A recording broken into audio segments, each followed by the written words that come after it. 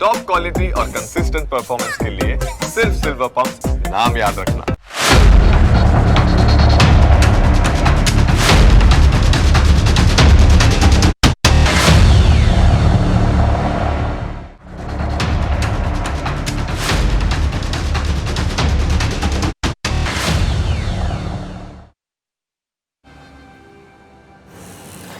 Break બાદ આપનું ફરી સ્વાગત છે.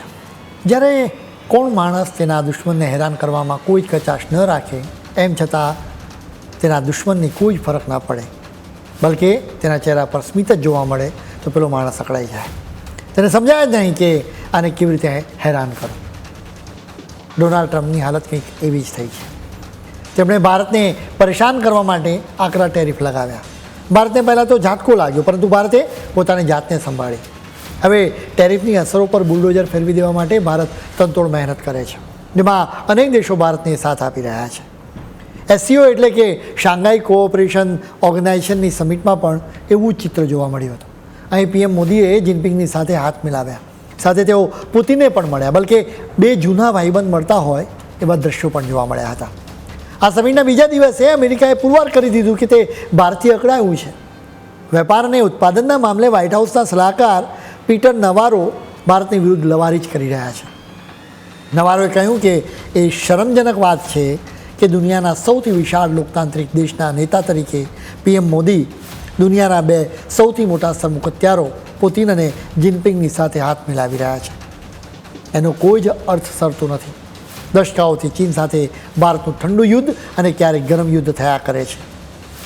એટલા માટે મને સમજાતું નથી કે પીએમ મોદી શું વિચારી રહ્યા છે. અમને આશા છે કે પીએમ મોદી સમજશે કે તેમણે રશિયા નહીં પરંતુ અમેરિકાની સાથે રહેવાની જરૂર છે. નવારોના આ નિવેદનથી અમેરિકાની અકળામણનો સારી રીતે ખ્યાલ આવે છે. પણ અહીં પીએમ મોદી અને પુતિન વચ્ચેની મિત્રતાના દ્રશ્યો જોઈને તો ચોક્કસ જ ટ્રમ્પને ગુસ્સો પણ આવ્યો હશે. એસસીઓ જેવા સંગઠનોની સમિટ યોજાય એટલે એમાં જુદા જુદા દેશોના નેતાઓ આવે. હવે એ લોકો દ્વિપક્ષીય મુલાકાતો ગોઠવે એટલે બે દેશોના નેતાઓ અલગથી મળે, બંને દેશોના મુદ્દાઓ વિશે ચર્ચાઓ કરે. એસસીઓની સમિટમાં પીએમ મોદી અને પુતિન વચ્ચે પણ દ્વિપક્ષીય મુલાકાત થઈ હતી. હવે એના પહેલાં શું બન્યું હતું એની અમારે વાત કરવી છે. એસસીઓની સમિટ બાદ પીએમ મોદી અને પુતિન અલગથી પોતાની મુલાકાત કરવાના હતા. આ મુલાકાત એસસીઓની સમિટના વેન્યુથી થોડેક દૂર બીજી જગ્યા પર હતી. એસસીઓની સમિટ મેજિયાંગ કન્વેન્શન સેન્ટરમાં યોજાઈ હતી. બીજી તરફ પુતિન અને પીએમ મોદીની મુલાકાત રીટ્ઝ કાર્લ્ટન હોટલમાં યોજાઈ હતી. આ બંને જગ્યા વચ્ચેનું અંતર માત્ર 2.8 કિલોમીટર જ હતું. હવે બન્યું એવું કે પુતિન સમિટના સ્થળેથી વહેલા નીકળી ગયા. તેઓ પીએમ મોદીની રાહ જોવા લાગ્યા. પુતિન એક જ કારમાં તેમની સાથે જવા માગતા હતા, એટલે પુતિને તેમના માટે લગભગ 10 મિનિટ સુધી રાહ જોઈ. પીએમ મોદી આવ્યા એના પછી આ બંને નેતા તેમની મિટિંગના સ્થળ સુધી એક જ કારમાં ગયા હતા.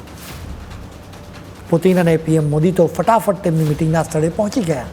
એ જગ્યાએ પહોંચ્યા બાદ પણ તેઓ બંને કારમાં લગભગ 45 મિનિટ સુધી વાત કરતા રહ્યા. આવી સમિટમાં સંયુક્ત નિવેદનની સાથે તમે કોની સાથે હાથ મિલાવો છો, કોની સાથે કેટલી વાતચીત કરો છો, કોને ભેટો છો, કોને સાવ ઇગ્નોર કરો છો, એ બધી જ વાતની નોંધ લેવામાં આવે. એટલે જ પુતિન અને પીએમ મોદી એક જ કારમાં સાથે ગયા એની પણ ખૂબ જ ચર્ચાઓ થઈ રહી છે. સ્વાભાવિક છે કે તેઓ બંને દ્વિપક્ષીય મિટિંગમાં પણ વાતચીત કરી શક્યા હોત, પરંતુ તેમણે કારમાં બેસીને ચર્ચા કરવાનું પસંદ કર્યું. એ સ્વાભાવિક પણ છે, કેમ કે મિટિંગના સ્થળે અધિકારીઓ સહિત ઘણા બધા હોય છે. શક્ય છે કે એ સ્થળે ચીનની જાસૂસી એજન્સીએ પુતિન અને પીએમ મોદી વચ્ચેની વાતચીત સાંભળવા માટે અનેક જગ્યાએ કેમેરા મૂક્યા હોય. એટલે જ ખાનગી વાત કરવા માટે પુતિનની કાર જ સુરક્ષિત ગણાય, કેમ કે રશિયન જાસૂસી એજન્સી એને સારી રીતે ચેક કરે. એની આસપાસ અમેરિકા કે ચીનના જાસૂસો ન ફરકી શકે. હવે સૌને એ જાણવાની આતુરતા છે કે તેમણે બંને શું વાતચીત કરી હતી. આ વાતચીતનો ટાઈમિંગ ખૂબ જ ખાસ છે, કેમ કે પુતિન થોડાક સમય પહેલાં જ અલાસ્કામાં જઈને ટ્રમ્પને પણ મળ્યા હતા, જેના પછીથી ટ્રમ્પ અને યુક્રેનના રાષ્ટ્રપતિ ઝેલેન્સ્કી અને પુતિન વચ્ચેની મુલાકાત ગોઠવવાની હતી. એ મુલાકાત ગોઠવાતી જ નથી એટલે ટ્રમ્પ પકડાયા છે. કેવી રીતે યુક્રેનનું યુદ્ધ અટકાવવું એ તેમને હવે સમજાતું નથી. આવા સંજોગોમાં પીએમ મોદી અને પુતિને ચોક્કસ જ યુક્રેનના યુદ્ધ મામલે તો વાતચીત કરી જ હોય. પુતિન કદાચ ભારતના હિતો સાચવવા માગે છે. આ બંને નેતાઓ એવા કોઈ ઉપાય વિશે ચર્ચા કરી હશે કે ભારત અને રશિયાના હિતો સચવાય, એ રીતે જ યુક્રેનનું યુદ્ધ પણ સમાપ્ત થાય. બંને જાણે છે કે ટ્રમ્પ કોઈપણ સંજોગોમાં યુદ્ધ અટકાવવા માંગે છે. હવે તેમને કેવી રીતે ભીંસમાં લેવાય એના ઉપાયો વિશે તેમણે ચર્ચા કરી હશે. ભારતનું હિત એ છે કે આકરા ટેરિફ હટી જાય.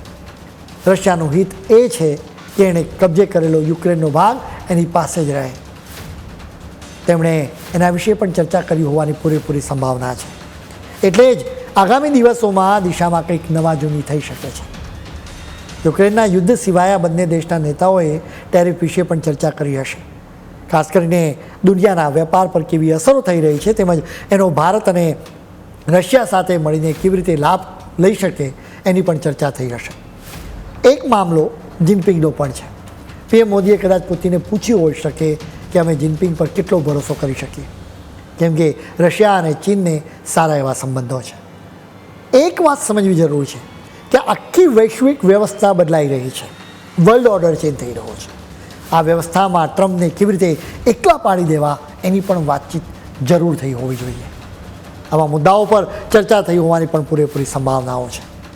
આ વાતચીત બંધ બારણે નહીં પરંતુ બંધ કારમાં થઈ છે, જેના પરિણામો પણ ટૂંક સમયમાં જ આપણને જોવા મળશે.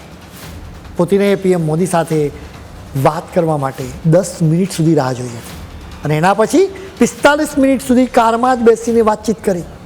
કદાચ તેઓ કોઈ ઉકેલ સુધી પહોંચ્યા હશે. વૈશ્વિક વ્યવસ્થાની વાત છે તો ક્વાડનું ભવિષ્ય અત્યારે અદ્ધર તાલ જણાય છે. આ સંગઠનમાં ભારતની સાથે અમેરિકા, જાપાન અને ઓસ્ટ્રેલિયા સામેલ છે. આ ક્વાડના નિશાના પર ચીન જ હતું. હવે જ્યારે ભારત અને ચીન સાથે આવ્યા છે ત્યારે ક્વાડનું કોઈ ભવિષ્ય જણાતું નથી. વળી એમ પણ કહેવામાં આવી રહ્યું છે કે ટ્રમ્પે આ વર્ષે યોજાનારી ક્વાડની સમિટ માટે ભારતની મુલાકાત રદ કરી દીધી છે. જીઓપોલિટિક્સમાં છેલ્લા કેટલાક દશકાઓમાં ઘણા મોટા ફેરફારો આવ્યા છે. જેમ કે એક સમયના મિત્રો હવે દુશ્મન બન્યા છે, દુશ્મનો દોસ્ત બન્યા છે.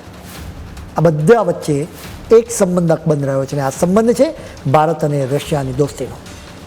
જ્યાં સુધી પુતિન અને પીએમ મોદી સત્તામાં છે ત્યાં સુધી આ સંબંધોને અસર થવાની કોઈ જ સંભાવનાઓ દેખાતી નથી. ખેર, આદા ફોટોમાં આજે આટલું જ. નવા મુદ્દાઓ સાથે ફરી મળીશું. ત્યાં સુધી મને રજા આપશો. નમસ્કાર.